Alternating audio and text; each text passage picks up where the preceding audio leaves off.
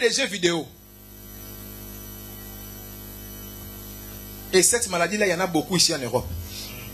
Tu vas voir un vieux papa, il vient du travail, directeur d'entreprise. Mais quand il arrive à la maison, il jette seulement les sacs là-bas avec sa cravate encore. Il dit, PS. Oh, j'avais les jeux là, j'avais pas fini les niveaux là. Les niveaux là, ça m'a compliqué la tête. Aujourd'hui, je vais les faire.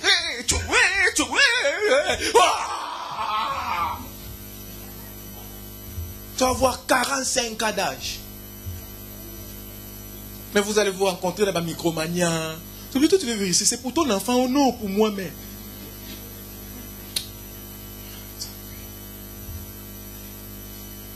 C'est une forme de paresse. Non, on peut jouer pendant quelques temps. Mais quand ça devient quelque chose tous les jours, tout le temps, tu ne t'occupes pas de ton enfant. Ton enfant est là, il a fait caca dans la couche. Ça sent mauvais. Mais tu supportes l'odeur, tu ouvres la fenêtre. Oh, j'ai fini les niveaux là.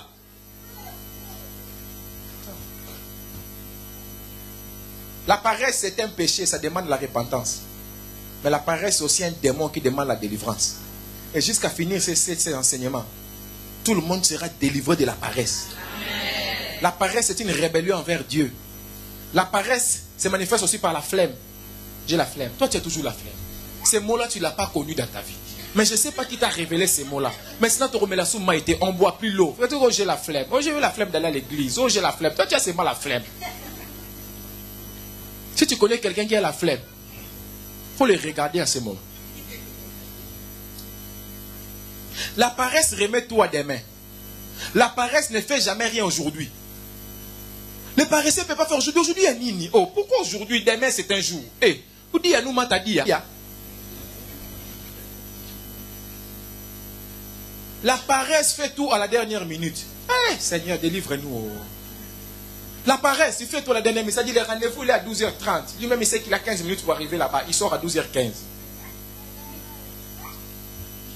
Du coup, le paresseux est toujours en retard. Et le paresseux a toujours des raisons. Tu vas voir une jeune fille de 15 ans qui ne sait pas faire la cuisine. Mais elle rêve de mariage. Quand tu entres dans la maison de la paresse, tout est en désordre. Aucune chose n'est à sa place. La chambre du paresseux est toujours sale. Est toujours désordonnée. En fait, le paresseux, il a l'argent. Mais il ne trouve pas l'occasion, ni la force, ni le temps d'aller acheter la chaussette. Il préfère mettre les chaussettes trouées. Mais chaussettes, c'est 7 chaussettes, 2,72 Nababou. Mais lui, il préfère mettre les chaussettes trouées. Maintenant, quand vous allez faire lavage des pieds surprise à l'église,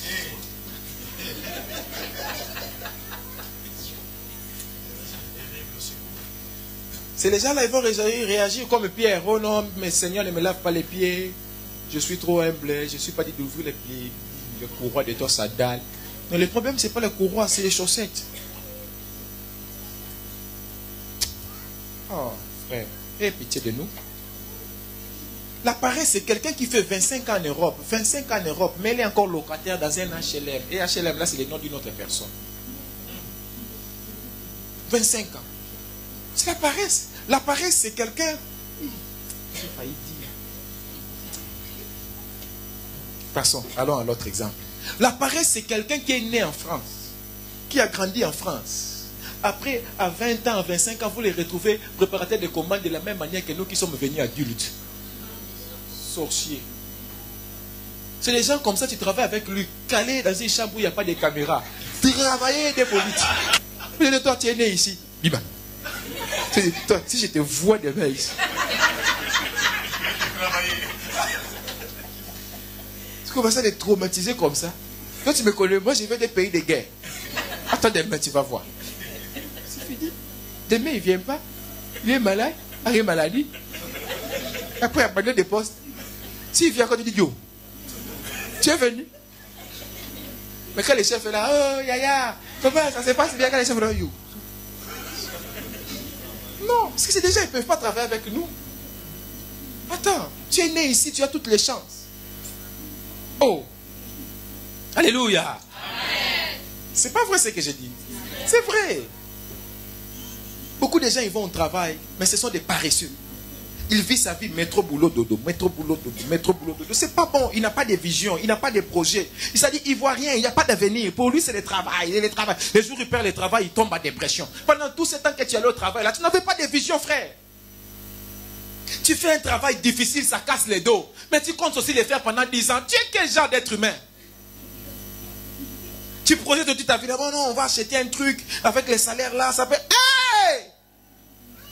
Paresse. Fais des projets qui vont te faire sortir de cet endroit-là. La paresse, c'est moi. Je suis fatigué. J'ai envie de. Je vais me reposer. Viens plus tard. On va faire après. Quand je veux. Je ferai quand je veux. En fait, la paresse, c'est une forme d'idolâtrie. Et les paresseux sont Dieu, c'est les moi. Dieu nous a fait pour le travail. Et pour le travail dur. Mais la paresse cherche à renverser Dieu pour mettre les moi à la place dans le trône. Pour conclure, tu ne peux pas accomplir ta destinée sans travailler dur. Les paresseux ne peuvent pas accomplir la destinée parce que les paresseux n'aiment pas le travail. Les paresseux ont peur de l'inconnu. Il a peur de tout ce qui est nouveau. C'est pourquoi les paresseux sont souvent fermés. Il n'aime pas que les autres nouvelles personnes viennent à l'église parce qu'il a peur de l'inconnu. Les paresseux ne veulent pas découvrir de nouvelles choses. Les paresseux ne fait pas son travail, mais il veut aider les autres à faire leur travail. Je ne sais pas si vous comprenez. C'est-à-dire lui-même son poste il n'occupe pas, mais il veut occuper le poste. Il veut aider l'autre à faire son poste. Et pourquoi il fait ça? Parce qu'il veut gagner la confiance de l'autre pour que l'autre ne remarque pas qu'elle lui ne fait pas son travail. C'est pourquoi les paresseux les plus gentils de tous au travail. Tu vois quelqu'un, il ne fait pas ce qu'il veut, mais il met l'ambiance. Tout le monde l'aime, mais il ne fait pas le travail. Il faut identifier ces gens-là, maman Tina, les chasser du travail. Tu vois, oh, maman, tu es beau, hein? Maman, vraiment, tu es belle, hein? Maquillage à l'élo. Mais son travail, il ne fait pas. Tu arrives là-bas, chambre, il y avait un drap là-bas au coin. Il dit, hey, maman, comment il te met de la poudre de perlépépin aux yeux pour ne pas voir qu'il ne fait pas son travail. Que Dieu ouvre les yeux de tout le monde. Que tu vois les paresseux, parce que les paresseux bloquent tout le monde. C'est la raison pour laquelle Dieu ne donne jamais de grandes visions aux paresseux. Aïe, aïe, aïe. Proverbe 12, 27 a dit ceci. Les paresseux ne rôtissent pas son gibier. Mais le précieux trésor de l'homme, c'est le travail. Ça donne 3 éléments. Premier élément, les paresseux ne saisissent pas les opportunités qui se présentent à lui. Deuxièmement, le paresseux est comme un chasseur qui va à la chasse. Il ne trouve pas les gibiers, mais il rentre. Mais les travailleurs, ils ne trouvent pas, ils continuent jusqu'à ce qu'il va trouver. Si coup les paresseux, il arrive à la maison, il n'y a pas de gibier, mais il vient de la forêt là où il y a des animaux. La paresse, c'est abandonner avant les résultats voulus. Tu ne peux pas abandonner à cause de l'échec. Parce que l'échec ne peut pas être ton dernier mot. Une autre chose que ce verset veut dire, que les paresseux, il a la nourriture en main. Mais il n'a pas la force de la cuisiner pour manger. À tel point qu'il est mort de faim avec la nourriture à la maison. C'est-à-dire les paresseux, la chose est là, mais il meurt à cause de ça.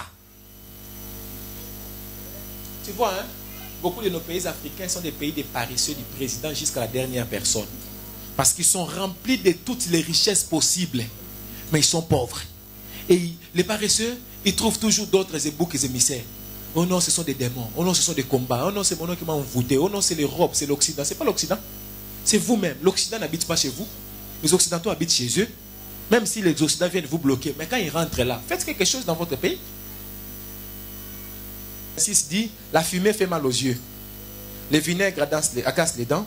De même, les paresseux met son patron en colère. Au fait, les paresseux provoquent des grincements des dents. Les paresseux font pleurer les gens comme la fumée. Les paresseux donnent des malaises et de l'inconfort. En fait, les paresseux, c'est une bombe lacrymogène. Comme la fumée vient du feu, partout où il y a un paresseux, il y a toujours l'incendie. Les paresseux énervent tout le monde. Quand tu fais confiance aux paresseux, c'est comme si tu mets le vinaigre dans les dents, c'est comme si tu mets la fumée dans tes yeux. 1 verset 12. Là où l'apôtre Paul est en train de dire à Tite qu'il y a un prophète dans la ville de Crète qui a dit que les Crétois sont toujours des menteurs, des méchantes bêtes et sont des ventres paresseux. Partout il y a la paresse, il y a les mensonges et il y a la méchanceté. Triste, hein? Triste. Triste. Il dit, crée-toi, menteur, méchante bête, ventre paresseux. Celui qui a dit ça, c'est un prophète crétois aussi. C'est comme aussi quelqu'un de ton pays peut se lever un jour pour dire, Congolais. Oui. Menteur, méchanceté bestiale, ventre paresseux. Comme aussi un prophète de ton pays peut dire, se lever aujourd'hui, Camerounais. Hey! Menteur, méchanceté bestiale, ventre paresseux. Comme aussi un... Hey! Ivoirien. Alléluia. C'est là où nous arrêtons aujourd'hui. Combien de gens sont comme cet homme qui a reçu un seul talent, mais il l'a enterré. Beaucoup de gens ont enterré les dons de Dieu par la paresse de prier, par la paresse de lire la Bible, de participer au culte. J'ai la flemme. J'ai pas envie. Il a les dons de dessiner, mais il a la paresse de pratiquer les dessins. Il a les dons de chanter, mais il a la paresse de répéter. Quand les autres viennent répéter ici, il est toujours paresseux. Vous savez, beaucoup de gens ont le ministère, mais c'est la paresse qui les détruit. Son problème, c'est de dire, hé apôtre, attends, on est venu mercredi, on est venu vendredi, on vient encore samedi pour la formation, après dimanche encore, tu veux encore nous avoir là à 9h du matin. Attends, apôtre. Lundi, les sous intercession. Mais apôtre, qu'est-ce que tu cherches? Ou bien crée seulement un foyer, comme ça nous restons seulement là-bas. Paresseux. Ça va, vous habitez dans les mêmes quartiers, mais lui il dit, c'est trop loin, je n'ai pas pu venir, mais l'autre est venu. Mais vous prenez les bus dans les mêmes arrêts. Du coup, il pense que, comme Dieu m'a appelé là, Dieu lui-même va me révéler l'exégèse. Lui-même, il va me révéler l'herméneutique, l'homilétique. Il va me révéler la hiérologie biblique. Lui-même, il va me révéler ça. Dieu va lui révéler.